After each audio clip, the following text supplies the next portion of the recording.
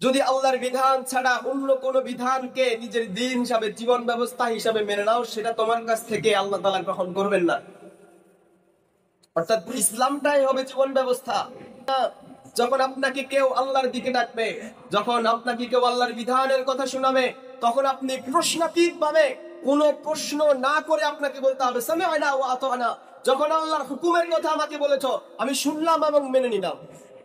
কিন্তু এখন আমরা মুমিন পরিচয় দিই, আমাদের কাছে আল্লাহর বিধান নিয়ে কেউ দাওয়াত নিয়ে আসে, আমরা বলি না ধর্ম হচ্ছে ইসলাম। মানেই হচ্ছে আপনার জীবন, যেদিন আপনি জন্মগ্রহণ করেছেন তখন থেকে শুরু করে আপনি মাটির গর্ভে চলে যাওয়া পর্যন্ত যত রকম সংকট আপনার জীবনে আসবে, সব সংকটের সমাধান সহ যে জীবন ব্যবস্থা আল্লাহ দিয়েছেন, এটার নাম ইসলাম। আর আপনি বলছেন ইসলাম আর রাজনীতি আলাদা জিনিস। আপনি মূর্খ। আপনি তাগুতের গোলামি করতে করতে আপনার অন্তরটাকে আপনি পচিয়ে ফেলেছেন। আপনার ভিতরে ইসলামের ন্যূনতম বোধ আপনার ভিতরে নাই। আপনি অমানুষ হয়ে গিয়েছেন। যখন আপনার সামনে আল্লাহর বিধান নিয়ে কেউ সামনে হাজির হয়, আপনি তাকে গালি দেন। আপনি তাকে গালি দিতে কুণ্ঠাবোধ করেন না। অর্থাৎ লা ইলাহা ইল্লাল্লাহ বললেই কেবল আমাদের দায়িত্ব শেষ নয়। লা ইলাহা ইল্লাল্লাহ মৌলিক অর্থটা আসলে কি এবং এটাকে আমাদের কতটুকু ধারণ করতে হবে এবং জীবনে এর প্রভাব কতটুকু হওয়া উচিত, কোন কোন শর্তগুলো পূরণ হলে পরে লা ইলাহা ইল্লাল্লাহ এটা বলার সঠিক, সবচেয়ে ভালো, সবচেয়ে বেশি ফায়দাটা আমরা পেতে পারবো, এই বিষয় নিয়ে আমরা আলোচনা করবো ইনশাআল্লাহ। লা ইলাহা ইল্লাল্লাহ এর অর্থ নরমালি আমরা অর্থ করি লা ইলাহা ইল্লাল্লাহ এর অর্থ হচ্ছে আল্লাহ ছাড়া কোনো মাবুদ নাই। কিন্তু এখানে অর্থটা পরিপূর্ণ হয় না, বরং লা ইলাহা ইল্লাল্লাহ এর সঠিক অর্থ, পরিপূর্ণ অর্থ হচ্ছে লা মা'বুদা বিহাক্কিন ইল্লাল্লাহ। আল্লাহ ছাড়া সত্যিকার অর্থে ইবাদতের উপযুক্ত আর কোনো মাবুদ নাই। এটা হচ্ছে লা ইলাহা ইল্লাল্লাহর আসল অর্থ। কারণ মাবুদ পৃথিবীতে অসংখ্য আছে। যারা সূর্যের পূজা করে, যারা চাঁদের পূজা করে, যারা তারকার পূজা করে, তাদের জন্য তারা মাবুদ এবং তারা তাদের বান্দা। যারা মূর্তি পূজা করে, মূর্তি তাদের মাবুদ এবং তারা মূর্তির বান্দা। যারা মানুষের পূজা করে, মানুষকে বিভিন্ন কারণে ভগবান বলে থাকে, রব বলে থাকে, তো যেই মানুষকে সে রব হিসেবে মেনে নিয়েছে সে তার মাবুদ এবং যে মেনে নিয়েছে সে তার বান্দা। এরকম পৃথিবীতে অসংখ্য মাবুদ আছে। একইভাবে আমরা যদি বলি আল্লাহ আমাদের মাবুদ, তিনি ছাড়া কোনো ইলাহ নাই, তাহলে আমাদের কথাটা পরিপূর্ণ হয় না। বরং লা ইলাহা ইল্লাল্লাহ এর অর্থ হচ্ছে আল্লাহ ছাড়া সত্যিকার অর্থে আর কোনো মাবুদ নাই। বাকি যেগুলো আছে এগুলো সব ভেজাল, এগুলো সত্য না। কালিমায়ে তাইয়্যিবার যে গুরুত্ব, যে ফজিলত আমরা বর্ণনা করেছিলাম, যে ফজিলত আমরা নিয়ে আলোচনা করেছিলাম, একটা হাদিস আমরা পড়েছিলাম, যে ব্যক্তি মৃত্যুবরণ করেছে মান বাজা ওয়া হুয়া ইয়ালামু লা ইলাহা ইল্লাল্লাহ, যে ব্যক্তি মৃত্যুবরণ করেছে এই কথার পরে এটা বিশ্বাস করে, এই বিষয়ে ইয়াকিন নিয়ে মারা গিয়েছে যে আল্লাহ ছাড়া সত্যিকার অর্থে কোনো মাবুদ নাই, ওই ব্যক্তি নিশ্চয়ই জান্নাতে প্রবেশ করবে। এখন মুক্তি পাওয়ার জন্য এই কালিমাটা শুধু পড়লেই মুক্তি পাওয়া যাবে না, বরং এই কালিমাটার কিছু শর্ত আছে। এই কালিমাটাকে অন্তরে ধারণ করতে হবে, এই কালিমার শর্তগুলো পূরণ করতে হবে, তবেই কেবল মুক্তির আশা করা যায়, তবেই কেবল নিজেকে মুমিন বলে দাবি করা যায়। এই কালিমার প্রথম শর্ত, 1 নম্বর শর্ত হচ্ছে আল-তাহসিলুল ইলম, অর্থাৎ এই কালিমার ব্যাপারে, এই যে আমি পড়েছি লা ইলাহা ইল্লাল্লাহ, এই ব্যাপারে আমাকে জ্ঞান অর্জন করতে হবে, এই ব্যাপারে আমাকে ইলম অর্জন করতে হবে যে আল্লাহ ছাড়া সত্যিকার অর্থে আর কোনো মাবুদ নাই। এটার আসল হাকিকত বিষয়টা কি, আসল সত্যটা কি, এখানে রহস্যটা কি লুকানো আছে, যে আল্লাহ ছাড়া সত্যিকার কোনো মাবুদ নাই, এই কথার দ্বারা আসল জ্ঞান কি, এই বিষয়ে জ্ঞান অর্জন করতে হবে, এই বিষয়টা জানতে হবে। এই প্রসঙ্গে নবী করিম সাল্লাল্লাহু আলাইহি ওয়াসাল্লামকে আল্লাহ তাআলা ডেকে বলছেন, ফা'লাম আন্নাহু লা ইলাহা ইল্লাল্লাহ, এ নবী আপনি জানেন এই সম্পর্কে, আপনি এই সম্পর্কে জ্ঞান অর্জন করেন যে আল্লাহ ছাড়া কোনো মাবুদ নাই, এই সম্পর্কে জ্ঞান অর্জন করেন। খোদ নবীকে যদি আল্লাহ বলেন এই সম্পর্কে জ্ঞান অর্জন করতে, যে নবীর মাধ্যমে আমরা কালিমা পেয়েছি, ওই নবীকে আল্লাহ বলছেন এই কালিমা সম্পর্কে আপনি জ্ঞান অর্জন করেন, এই কালিমা সম্পর্কে আপনি জানেন। সুতরাং যদি আমরা শুধু কালিমা পড়ি, এই সম্পর্কে জ্ঞান অর্জন না করি, সেক্ষেত্রে আমাদের ঈমান আমাদের ভিতরে স্থায়ী হওয়ার সম্ভাবনা খুবই কম।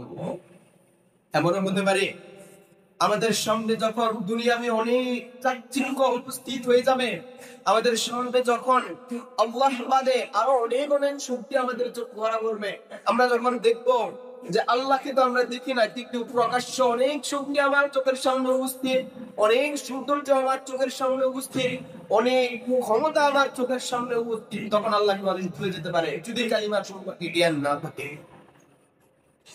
এজন্য কালিমার প্রথম শর্ত হচ্ছে জ্ঞান অর্জন করা। আর এই সম্পর্কে আল্লাহ তাআলা আরো বলছেন, ইল্লা মান শাহিদা বিল হাক্কি ওয়া হুম ইয়ালামুন, সত্যিকার অর্থে এই কালিমার সাক্ষ্য তো তারাই দিয়েছে যারা জেনে শুনে সাক্ষ্য দিয়েছে।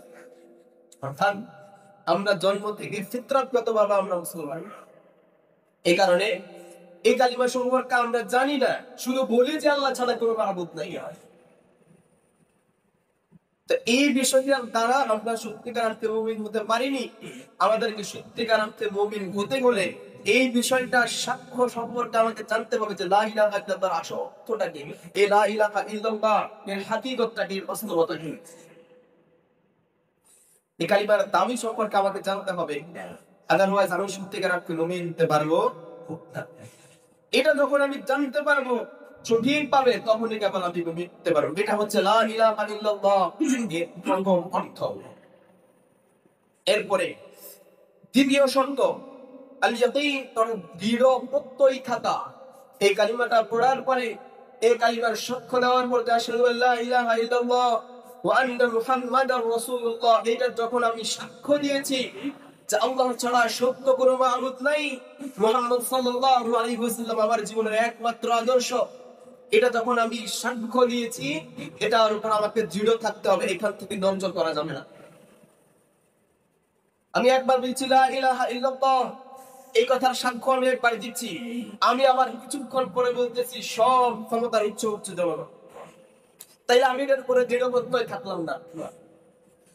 লা ইলাহা ইল্লাল্লাহ অর্থ হচ্ছে আমার সব ক্ষমতার মালিক আল্লাহ, আর আমি এর উপরে দৃঢ় না থেকে যখন একটু গায়ে হাওয়া লাগলো আমি বললাম সব ক্ষমতার উৎস জনগণ, তাইলে আমি দৃঢ় প্রত্যয় থাকতে পারলাম না।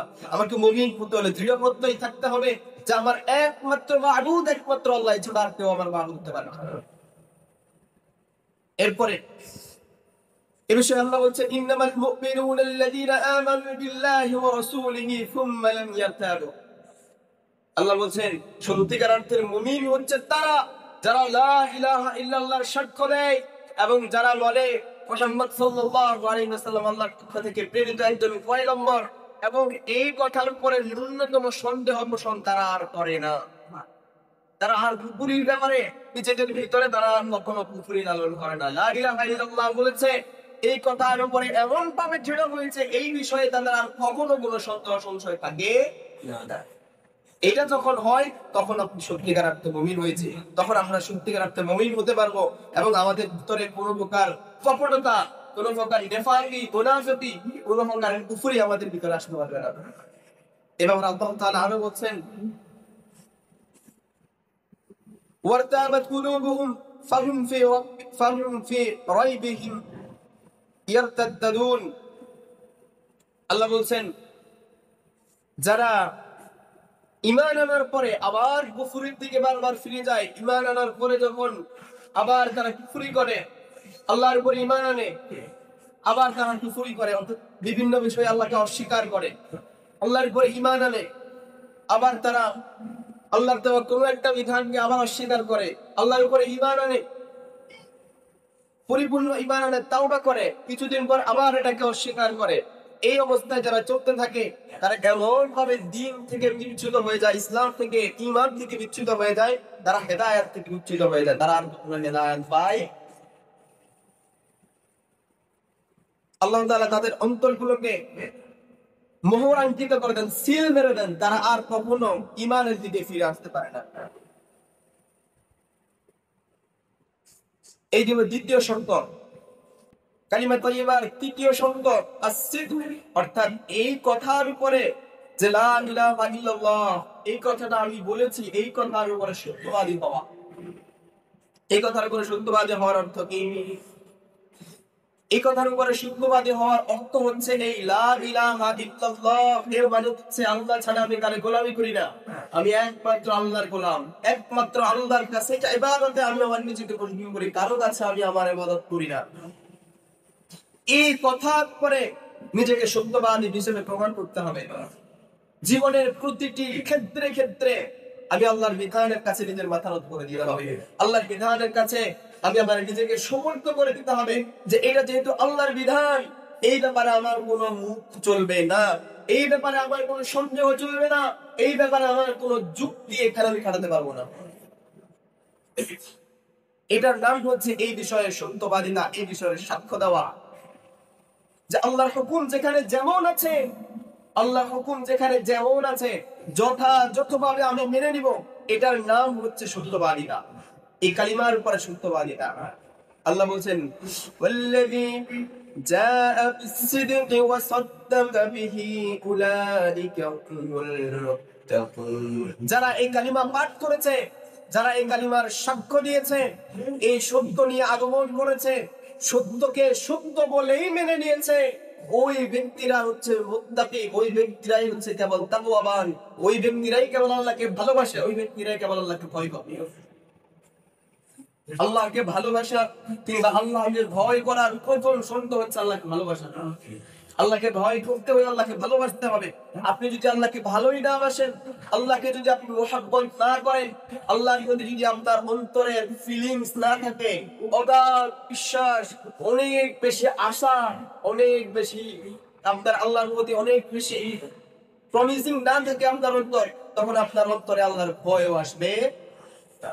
এই জন্য আল্লাহ বলছেন যারা সত্য নিয়ে আসে, সত্যকে সত্য বলে বিশ্বাস করে, শুধুমাত্র তারাই মুত্তাকি। আর মুত্তাকি হওয়া ব্যতীত আল্লাহ তাআলা বলছেন ওয়ালা তামুতুন্না ইল্লা ওয়া আনতুম মুসলিমুন, তোমরা আল্লাহকে ভয় করবে, ভয় এজন্যই করবে কারণ তোমরা আল্লাহকে ভয় না করলে মুসলিম হতে পারবে না, আর মুসলিম না হয়ে খবরদার মৃত্যুবরণ করবে না। এটা আল্লাহর পক্ষ থেকে সতর্কবাণী। তাহলে কালিমা তাইয়্যিবার তৃতীয় নাম্বার শর্ত যে কালিমার উপরে সত্যবাদী হতে হবে। কালিমা পাঠ করে আবার এখান থেকে পিছপা হয়ে যাওয়া যাবে না। এছাড়াও আল্লাহ তাআলা যারা কালিমা পাঠ করেছে তাদেরকে পরীক্ষা করে নেবেন এবং ঈমান এনেছি এই কথা বললেই আল্লাহ তাআলা ছেড়ে দিবেন না। কেউ যদি এই কথা বলে যে আমি ঈমান এনেছি, আমি আল্লাহকে বিশ্বাস করি, আল্লাহর বিধানকে আমি মেনে নিয়েছি, এই কথা যদি কেউ মুখে বলে আল্লাহ তাকে ছেড়ে দিবে না। আল্লাহ তাকে পরীক্ষা করবেন, তার অন্তর আল্লাহ তাআলা পরীক্ষা করবেন। আল্লাহ বলছেন আহাসিবান নাসু আন ইউতরাকু আন ইয়াকুলু আমান্না ওয়া হুম লা ইফতানুনা ওয়া লাকাদ ফাতান্নাল্লাযীনা মিন ক্বাবলিহিম ফালইয়ালামান্নাল্লাহাল্লাযী সাদাকু ওয়ালিয়ালামান্নাল কাযিবিন। রব্বুল আলামিন বলেন মানুষটি এটা ভেবে নিয়েছে, মানুষকে এটা হিসাব করে নিয়েছে, তারা কি মনে মনে এই ধারণা করে নিয়েছে, তারা বলবে আমি ঈমান এনেছি আর আমি সেই কথা বিশ্বাস করে নেব আর আমি তাদেরকে পরীক্ষা করব না। বরং অবশ্যই অবশ্যই যারা এইরকম বলেছে, অবশ্যই অবশ্যই তারা বলে আমি ঈমান এনেছি, আমি তাদেরকে পরীক্ষা করব। এমন ভাবে পরীক্ষা করব যে তাদের অন্তরগুলো আমি দেখে নেব, তাদেরকে পরীক্ষা করার মাধ্যমে আমি জেনে নেব কে আমার এই লা ইলাহা ইল্লাল্লাহ উচ্চারণ করার উপরে সত্যবাদী ছিল, আর কে লা ইলাহা ইল্লাল্লাহ শুধু লোক দেখানো পড়েছে, মানুষকে ধোঁকা দেওয়ার জন্য পড়েছে। তাদের অন্তরগুলো আমি দেখে নেব, আমি জেনে নিব তাদের কাছ থেকে যে কে লা ইলাহা ইল্লাল্লাহর উপরে সত্যবাদী ছিল আর কে লা ইলাহা ইল্লাল্লাহর উপরে সত্যবাদী ছিল না, বরং মিথ্যাবাদী ছিল, অর্থাৎ মুনাফিক ছিল। এটা আল্লাহ দেখে দিলেন। তাহলে এটা ছিল 3 নাম্বার শর্ত যে লা ইলাহা ইল্লাল্লাহর উপরে আপনাকে শুদ্ধবাদী হইতে হবে, অর্থাৎ আল্লাহর বিধানকে আল্লাহ যখন যেই বিধান যেইভাবে দিয়েছেন ওটাকে তখন সেইভাবে যথাযথভাবে মেনে নেওয়ার কাছে মাথা নত করে দিতে হবে। তাই এই বরং আপনি শর্ত পূরণ করেছেন। আর যদি কিছুক্ষণ এরকম কিছুক্ষণ ওইরকম, কিছু জায়গায় আল্লাহকে মানি, যেখানে আমার সুবিধা ওইখানে আমি আল্লাহকে মানলাম, যেখানে আমার সুবিধা হইল না সেখানে আমি অমুকের তমুকের তন্ত্র এনে ঢুকাই ঢুকাই নিজের যুক্তি খাটাই সেটাকে আমি নিজের মতো করে উপস্থাপন করলাম। এটা আল্লাহ দেখে নিতে। সুতরাং এই বিষয়ের উপরে সত্যবাদী হইতে হবে যে লা ইলাহা ইল্লাল্লাহ, আল্লাহ ছাড়া আমার কোনো মাবুদ নাই।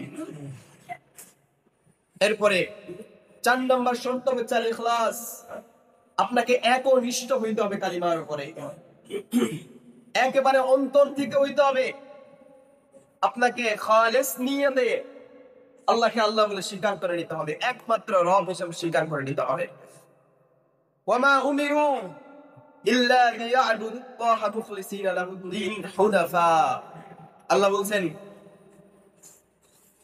তাদেরকে এই ছাড়া অন্য কোনো নির্দেশনা দেওয়া হয়নি যে আল্লাহ ছাড়া অন্য কারো গোলামি তারা করবে।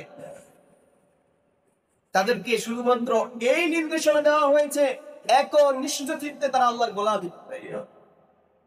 গোলামের কি কোনো স্বাধীনতা আছে? গোলামের কোনো স্বাধীনতা নেই। গোলাম শুধুমাত্র গোলামি করবে তার মনিব যেটা যেভাবে করতে বলবে সেটা সেভাবে করতে বাধ্য।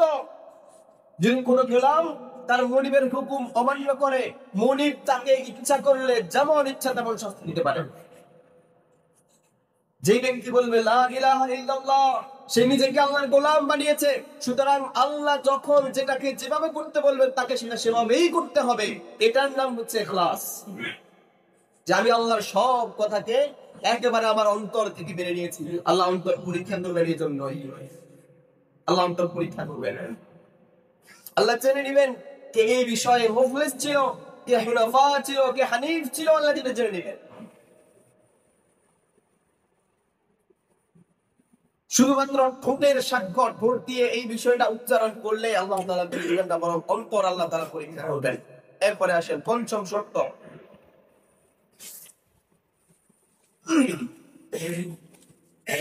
পঞ্চম শর্ত হলো আল মাহাব্বাতু, অর্থাৎ আল্লাহর প্রতি ভালোবাসা।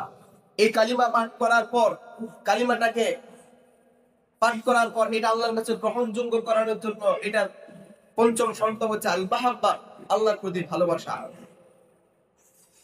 আল্লাহ বলেন ওয়াল্লাযীনা আমানু আশাদ্দু হুব্বান লিল্লাহ, কেবলমাত্র যারা মুমিন তারাই আল্লাহকে অত্যন্ত বেশি ভালোবাসে। মুমিনরাই আল্লাহকে বেশি ভালোবাসে। এখানে মুমিন বলতে এটা বোঝানো হয়নি যে যারা আল্লাহকে বিশ্বাস করে, বরং এখানে এই মুমিন বলতে বোঝানো হয়েছে যারা আল্লাহর প্রত্যেকটা বিধানকে যথাযথভাবে মেনে নিচ্ছে। অন্যথায় ইহুদিরা আল্লাহকে আল্লাহ বলে বিশ্বাস করে, খ্রিস্টানরা আল্লাহকে আল্লাহ বলে বিশ্বাস করে, এবং তারা তাদের বিশ্বাসের জন্য প্রাণ দিতে দ্বিধা করে না। তারা তাদের বিশ্বাসের জন্য অন্যকে হত্যা করতেও দ্বিধা করে না। কোটি কোটি মানুষ তাদের হাতে হত্যা হয়েছে, নির্বিচারে তারা মানুষকে হত্যা করেছে। তারা এমনি এমনি করে নাই, তাদের বিশ্বাস আছে। তাদের বিশ্বাসের জায়গা হচ্ছে আল্লাহ তাদের একা। তাদের বিশ্বাসের জায়গা হচ্ছে, খ্রিস্টানদের বিশ্বাসের জায়গা হচ্ছে আল্লাহ হচ্ছেন আল্লাহ, মারিয়াম আল্লাহর স্ত্রী এবং ঈসা আলাইহিস সালাম আল্লাহর সন্তান। নাউযুবিল্লাহি মিন যালিক। অর্থাৎ তারাও আল্লাহকে বিশ্বাস করে, তারাও আল্লাহকে ভালোবাসে।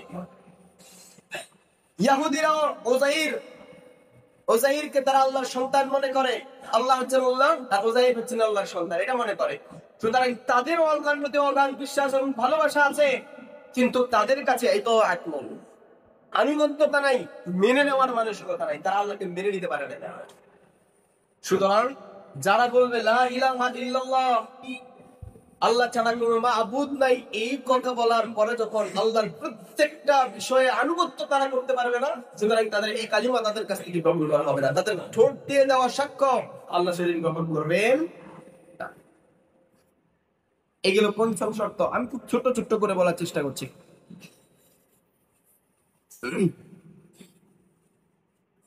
6 নম্বর শর্ত আল কুবুল, তথা গ্রহণ করা। এই কালিমা লা ইলাহা ইল্লাল্লাহকে আপনাকে গ্রহণ করে নিতে হবে এমন ভাবে যে লা ইলাহা ইল্লাল্লাহর বাহিরে আর কিছুই নাই। এটাকে এমন ভাবে গ্রহণ করে নিতে হবে এটাই দ্বীন, এটাই দ্বীনুল কাইয়িম, এর বাহিরে আর কোনো দ্বীন নাই। কারণ আল্লাহ তাআলা এই দ্বীনের বাহিরে অন্য কিছু আপনার কাছ থেকে গ্রহণ করবেন না। অন্য কোনো দ্বীন, অন্য কোনো জীবন ব্যবস্থা আল্লাহ আপনার কাছে গ্রহণ করবেন না। ইন্নাহুম কানু ইযা কিলা লাহুম লা ইলাহা ইল্লাল্লাহ ইস্তাকবিরুন। এটাকে এমন ভাবে গ্রহণ করতে হবে যে আপনি আল্লাহর সামনে অহংকার প্রদর্শন করবেন না। কারণ ইতিপূর্বে যারা পৃথিবী থেকে বিদায় নিয়েছে, অনেক সম্প্রদায় পৃথিবী থেকে এমন বিদায় নিয়েছে যাদের কাছে লা ইলাহা ইল্লাল্লাহর দাওয়াত দেওয়ার পরে তারা অহংকার প্রদর্শন বশত সেটাকে রিজেক্ট করেছে, নবীর সামনে নিজেদের বড়ত্ব প্রকাশ করেছে, এবং যারা লা ইলাহা ইল্লাল্লাহর দাওয়াত দিয়েছে তাদেরকে হত্যা পর্যন্ত করেছে। সুতরাং এই লা ইলাহা ইল্লাল্লাহর সাক্ষ্য দিতে গিয়ে, লা ইলাহা ইল্লাল্লাহর সাক্ষ্য দেওয়ার পরে এটাকে গ্রহণ করতে হবে। লা ইলাহা ইল্লাল্লাহর সকল শর্ত এবং সকল ধরনের বিধান আপনাকে মেনে নিতে হবে। সপ্তম শর্ত হচ্ছে আল ইনকিয়াদ, তথা এই কালিমার উপরে পরিচালিত হওয়া। অর্থাৎ এই লা ইলাহা ইল্লাল্লাহ এটাকে নিজের জীবনে প্রতিস্থাপন করা, এমন ভাবে প্রতিস্থাপন করা যে আল্লাহ তাআলার হুকুমের বাহিরে আপনাকে এক পাও যাওয়ার কোনো প্রয়োজন নাই। কারণ আল্লাহ তাআলা আপনার আমার জীবনে যত ধরনের সংকট আসতে পারে, সকল সংকট এবং সংকট নিরসনের পথ আল্লাহ তাআলা বলেই দিয়েছেন।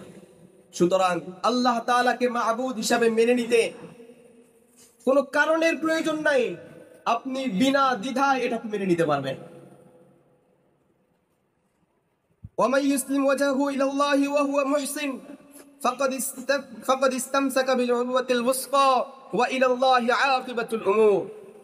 আল্লাহর সামনে এমন ভাবে আত্মসমর্পণ করতে হবে, আল্লাহর সামনে আত্মসমর্পণ করার দ্বারা আপনি আপনার ঈমানটাকে পরিপূর্ণ করে নিতে হবে এবং আল্লাহ তাআলার দেওয়া নির্দেশগুলো আপনাকে মান্য করতে হবে, তবেই কেবল আপনি মুমিন হতে পারেন। এছাড়াও আল্লাহ তাআলা বলছেন যে তোমাদের কাছ থেকে অন্য কোন জীবন ব্যবস্থা বা তুমি তোমার জীবনে যদি আল্লাহর বিধান ছাড়া অন্য কোন বিধানকে নিজের দ্বীন হিসাবে, জীবন ব্যবস্থা হিসাবে মেনে নাও, সেটা তোমার কাছ থেকে আল্লাহ তাআলা গ্রহণ করবেন না। অর্থাৎ ইসলামটাই হবে জীবন ব্যবস্থা।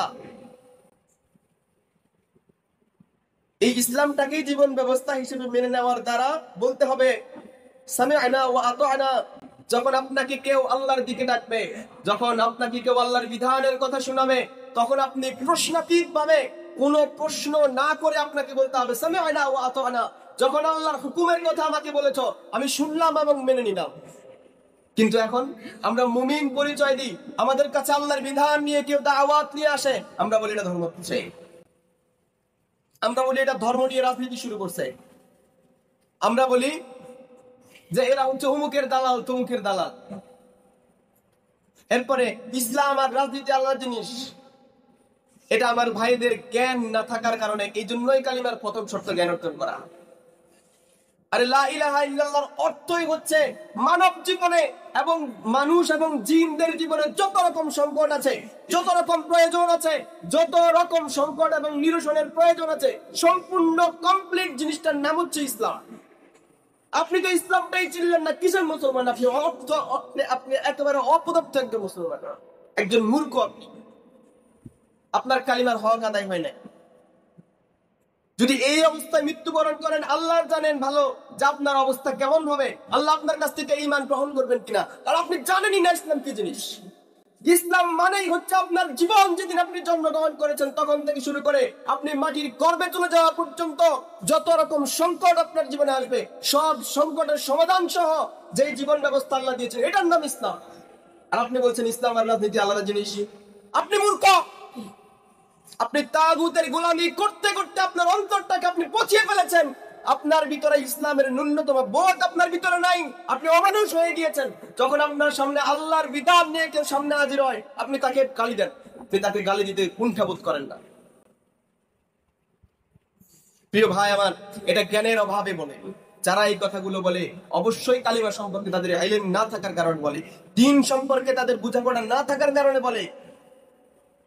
তাদের কাছে আমাদের স্পষ্ট বার্তা, আপনি যদি মুমিন হন, আপনি যদি ইসলাম গ্রহণ করে থাকেন, আপনার জন্য পৃথিবীতে অন্য কোনো মতবাদ আপনার দেখা প্রয়োজন নাই।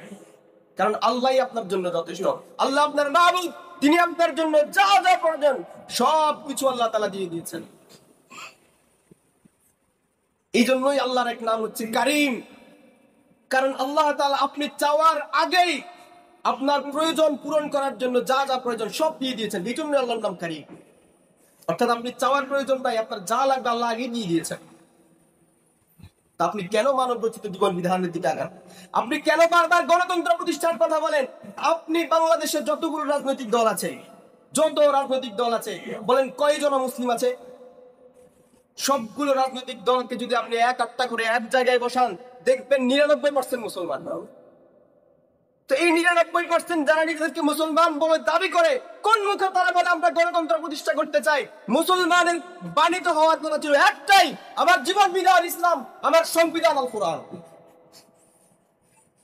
এটা আপনার ইমানের দাবি হওয়ার কথা ছিল।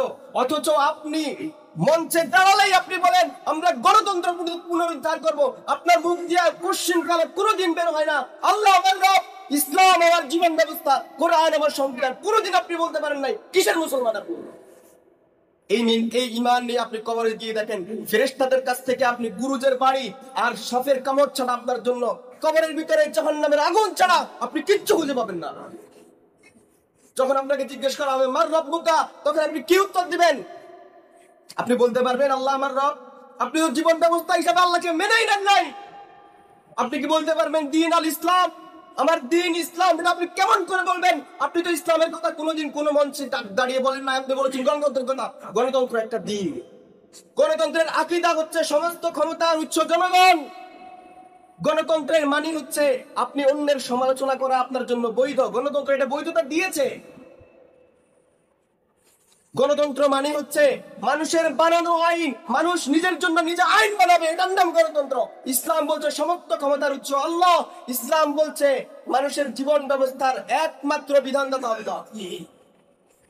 তো গণতন্ত্র তো একটা দিন, আপনি জীবন ব্যবস্থা হিসেবে গণতন্ত্রকে মেনে নিয়েছেন। আর আপনি সেখানে ফেরেশতা যখন জিজ্ঞেস করবে ওমা দীনুকা, আপনি বলবেন দ্বীন আল ইসলাম। এত সোজা? কোশ্চিন কালেও আপনার মুখ দিয়ে সেদিন বের হবে না। আপনি লা আদ্রি বলে চিৎকার করবেন, কেউ আপনার কথা শুনবে না। এই হচ্ছে আমাদের ঈমানের অবস্থা। এই হচ্ছে আমাদের ঈমান, এই হচ্ছে আমাদের বিশ্বাস। এজন্য আল্লাহ বলছেন ওয়ালি আলামান্নাল কাযিবিন, কারা এই সাক্ষ্যের উপরে সত্যবাদী, কারা এই সাক্ষ্যের উপরে মিথ্যাবাদী। আমি তাদেরকে দুনিয়ার জীবনে পরীক্ষা করে তারপরে কেবল আমি তাদেরকে মুমিন হিসাবে সার্টিফিকেট দিব অথবা মুনাফিক হিসাবে সার্টিফিকেট দিব। কালিমার সপ্তম শর্ত হচ্ছে তাগুতের সাথে কুফরি করা। এটা আমরা একটু করে বলেই ফেলেছি। অর্থাৎ আপনাকে যদি মুমিন হতে হয়, এটার শর্ত হচ্ছে আল্লাহ বলছেন দেখেন ফামাইয়াকফুর বিত্তাগুতি ওয়া ইউমিন বিল্লাহি ফাকাদ ইসতামসাকা বিল উরওয়াতিল উসকা। কেউ যদি নিজেকে পরিপূর্ণ মুমিন বানাতে হয়, নিজেকে পরিপূর্ণ মুমিন বলতে হয়, আল্লাহ বলছেন ঈমান আনার আগে তাকে তাগুতকে ছেড়ে দিতে হবে। ঈমান আনার আগেই তাগুতকে ছেড়ে দিতে হবে। যদি ঈমান আনার আগে তাগুতকে ছাড়তে না পারে, তার ঈমানের এই প্রয়োজন আল্লাহ নাই। এমন ঈমান আল্লাহ গ্রহণ করবেন না। তাগুত কি জিনিস? তাগুত মূলত 5টা জিনিসের নাম। এছাড়াও অসংখ্য তাগুত আছে। এই 5টা পয়েন্ট বলে আমি শেষ করে দিচ্ছি।